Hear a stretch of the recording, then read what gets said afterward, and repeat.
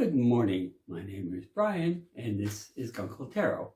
And I'm going to do a little bit of a freeform thoughts on life thing. I do have some notes, and so let's see.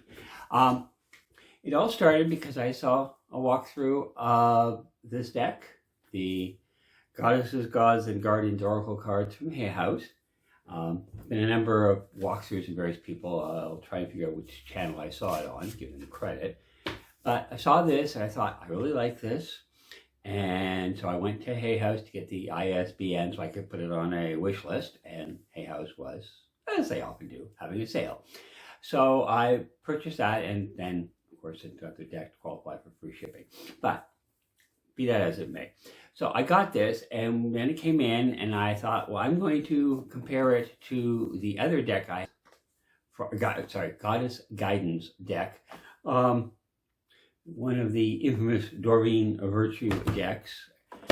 And my original thought was I'd just do a compare and contrast.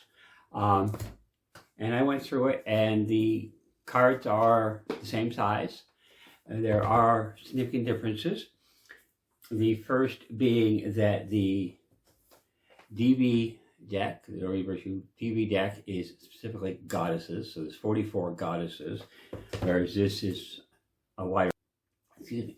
So there are 15 duplicated goddesses in this deck, and the rest of each of them are all separate. So it's not a pure replacement, but it's an alternative. The cards are the same size. The cards are about the same weight. They are both very thick, fairly sturdy stock, as Hay House does. There are some differences. The DV deck is, of course, now I don't have enough direct light on. Oh, there we go. I'll get a little bit of glare. So it's a very shiny coat. The new deck is not. And the new deck, I mean, it's got, if you get just the right angle, there's a little bit of shine, but not much. The biggest difference, as you can see, obviously, is manufacturers are understanding that more and more of us like borderless decks, or if we're going to have a border, we want a small border, not this huge, ornate thing.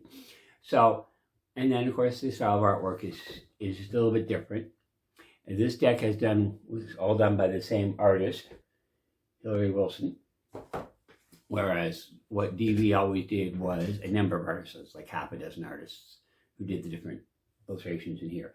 So their cardstock's the same size, roughly the same weight. This is a little more flexible, but maybe because I've used it a few times. Differences in artwork. The descriptions in the books are slightly different. So will happen with historic figures, mythological figures, depending upon your sources. The books are the same page size. There is a difference in thickness, not as much, not a lot.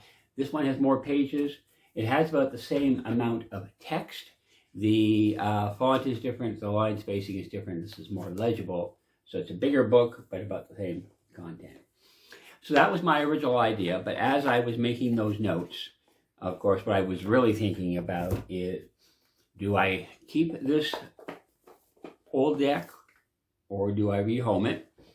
And one would say, well, why rehome it? There's a lot of difference. There's only 15 overlap. And so that got me thinking about Doreen Virtue.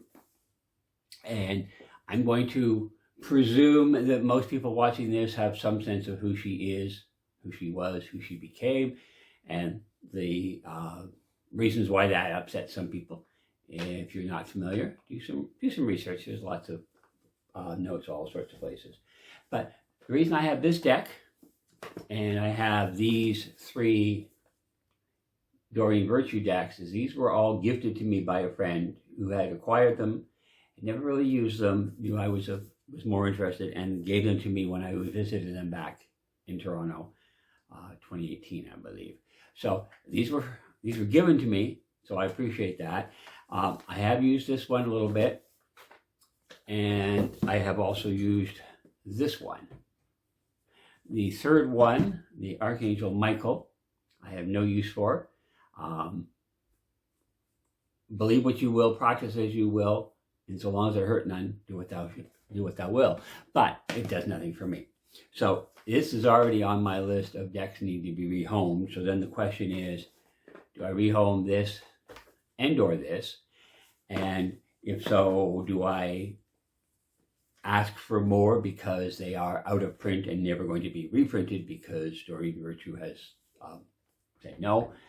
And are they collector's items that are worth something because they're out of print, or are they just old designs that aren't going to ever really be fully appreciated because so many people have concerns with Doreen? And so that, Ms. Virtue, which then of course leads me to the other thought of my list, which is, when I hate the term cancel, I certainly like to exercise free speech in response to people rather than canceling them.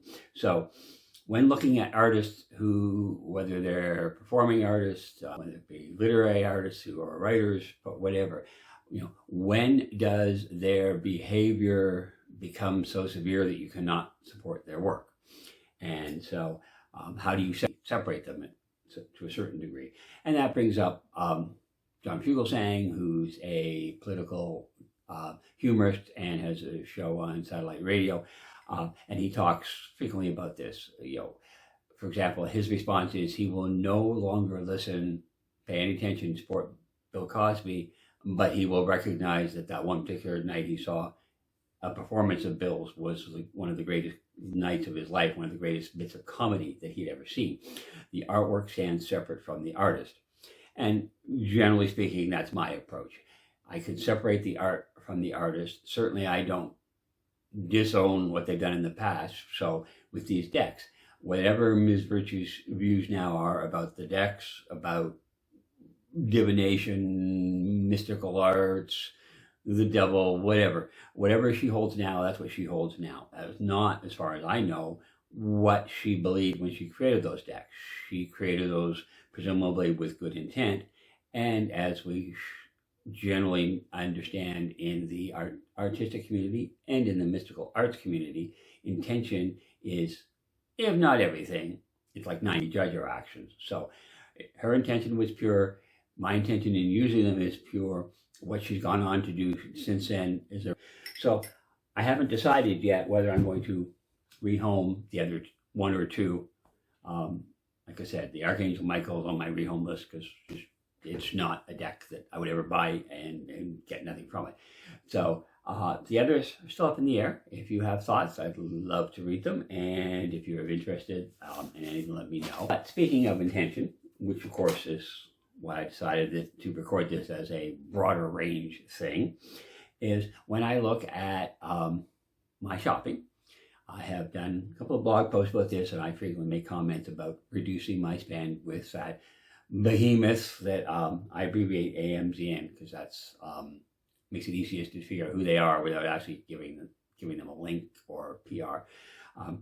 I've worked very hard to reduce my spend. I have a blog post at briangriffin.com that talks about how I've reduced it and what my limitations are going forward, because I can't totally get rid of them, and thoughts about how, this is my approach, this is my thoughtful behavior, and this is why I do this.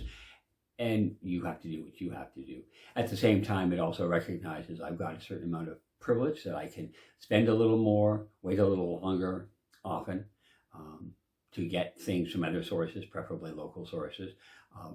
I have made the bulk of my mystical arts decks purchases from publishers directly from you, or I've gone through a local mystical arts store to have them ordered directly, so that I've paid a full retail, and I no problem with that.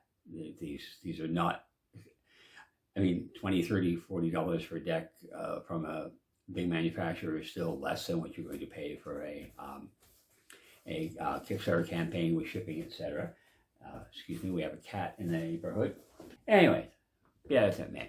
So, on the other hand, I also have to be very clear that no matter who I'm buying it from, it is being generally produced overseas. The card decks are pretty much all printed in the Asian, being boated across, So I mean, it's a matter of harm reduction. I'm not an angel. I'm not buying locally made. And even when I buy, for example, from the Game Crafter, that is a U.S. based print-on-demand company that prints decks. They obviously designed to do games, and games have a lot of decks, so they do a great deck production.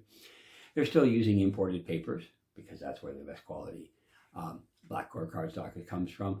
Many of the inks are produced overseas, etc. It's a balancing act, as I say. It's a matter of looking at intention and doing what we can with our best intentions in mind and being aware of the limitations of what we do. So that's my first YouTube ramble. If any of this strikes a chord with you, feel free to make comments, make a rebuttal, tell me I'm full of myself and I'm not as good as I think I am, or maybe I'm better. That's it. Thank you.